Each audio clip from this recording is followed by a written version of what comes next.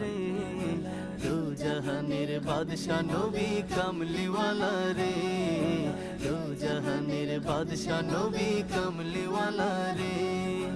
আদি পিতা আদম যখন মুসিবতে পড়ে, ওদের নবীর উসিলাতে আল্লাহ কবুল করে।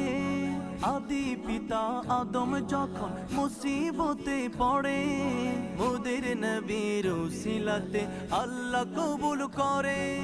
সাকারাতের বিছানাতে দেখা দিও রে, দু জাহানের বাদশা নবী কামলিওয়ালা রে, দু জাহানের বাদশা নবী কামলিওয়ালা রে।